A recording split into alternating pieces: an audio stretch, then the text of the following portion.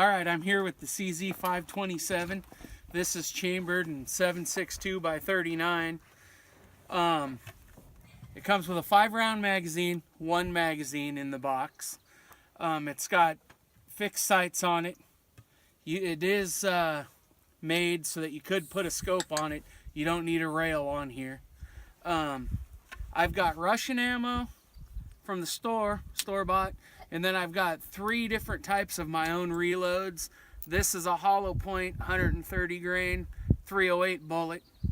This is a Speer hot core 308 bullet 130 grain, and this is a Hornaday 123 grain 310 diameter bullet. So we're going to shoot those in a minute. Now, this has a set trigger, so you can push it forward, and it gives you a nice, real light pull. I mean, real light. I barely touched it, and it went. So, and then it's got the standard pull, which is fairly light too. It also comes with the maple. Now this is or walnut, excuse me. This is a Turkish walnut. It's got the checkering on the side. It's the micro Mauser action. Seems to be a very nice gun so far. Today's the first day I've shot it. We shot maybe 15 rounds out of it so far. Shot through the chronograph a little bit. Okay, first through the chronograph is going to be the Tula Mo Ammo. This is stuff you buy at Walmart, the cheap steel case stuff.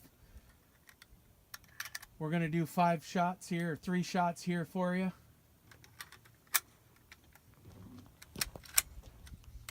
This is 122 grain.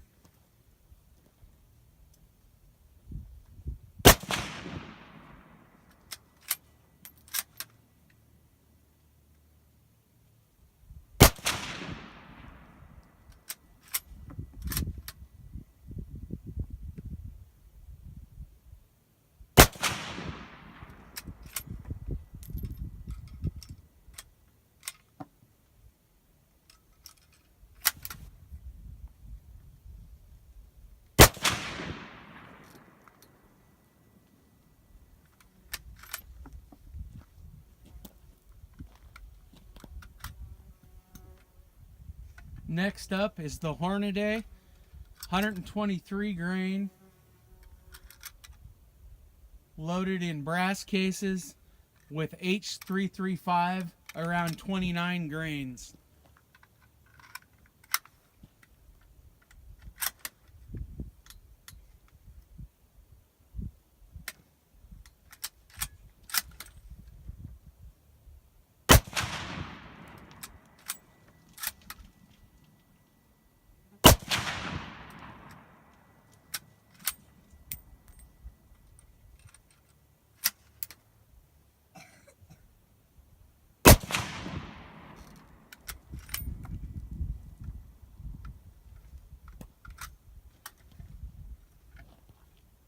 Next up is the Speer hot core 130 grain bullet.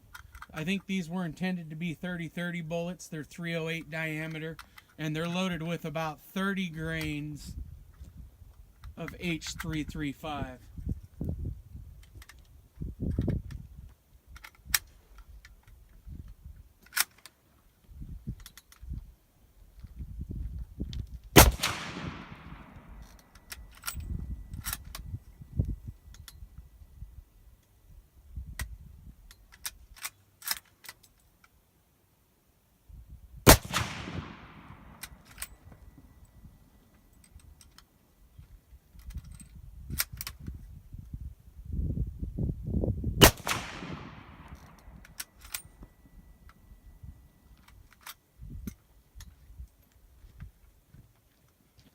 Next up is a 130 grain hollow point loaded with H335, about 30 grains.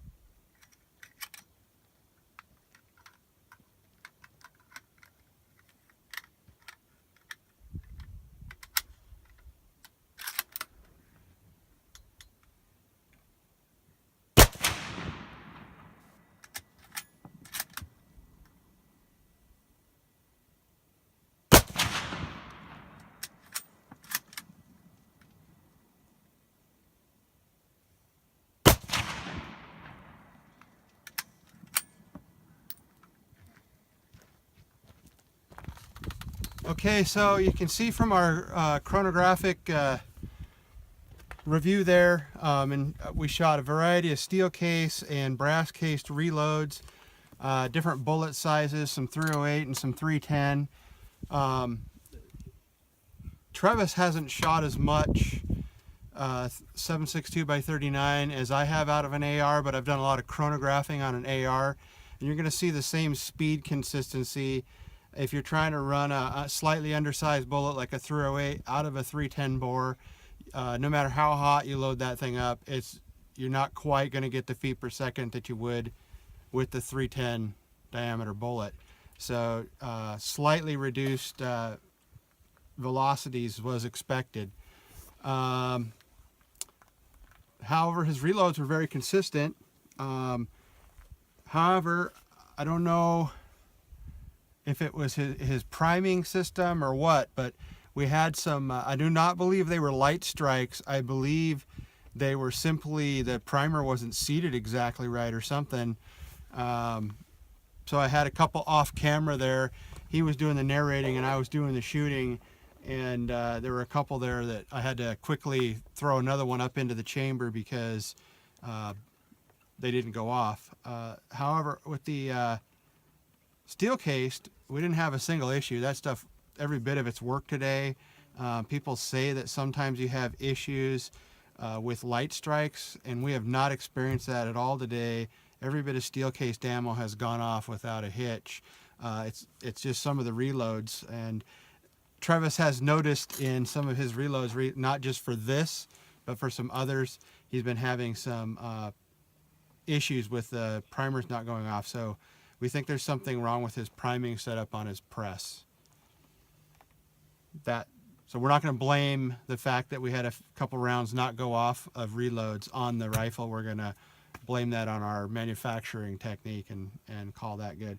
The rifle shoots really well. It does make the 7.62 by 39 snappy, but very manageable. I've shot several rounds through it, and I'm starting to feel it a little bit, but not like you would shooting a very large caliber rifle or a very powerful hunting rifle. So very manageable. I did want to talk about it.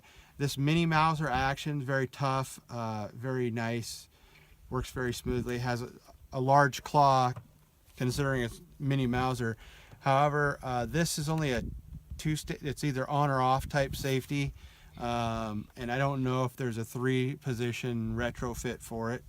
I do know I happen to have a CZ 550 large version, and it does have a 3-position safety, so maybe that's available for this too. I don't know, as an upgrade. I really like it for a little lightweight, handy carbine bolt action.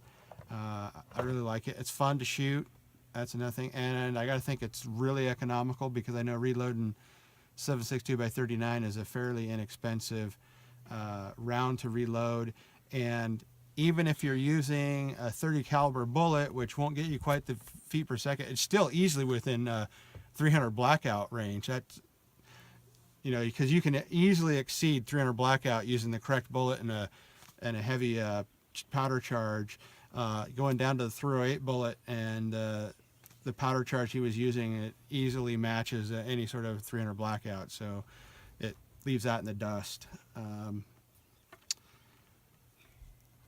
I think that we are seeing a little bit better feet per second out of this than the ARs that I have, because those are gas operated systems, so a little bit of the expanding gas gets bled off in the cycling the bolt on those. And this, you don't have that, so I think the feet per second are a little bit higher. I'm thinking with different powder selections he could probably get a little more. I don't know, I wish I knew the rate of twist on this barrel. You may have options of going to larger bullets. I also don't know the throat depth and the jump gap, because you may actually be able to make slightly longer cartridges, which would increase case capacity a little bit. Again, I don't know. Me, I like to modify things, so like I'd already be checking to see if there's like an Ackley version for the chamber and all that, or Grendel, but it's a nice gun for the price, and it shoots well, and I think it'd be attractive. This in here is all, it feels adult size in here. I had no problem shooting it as an adult, and then we hand it off to kid, and they have no problem either. So the way it's set up, it seems adaptable to small and tall shoot. I'm 6'2", and we had kids the other day that were shooting, and they're like, you know, sub 5 foot. So it fits all shooters.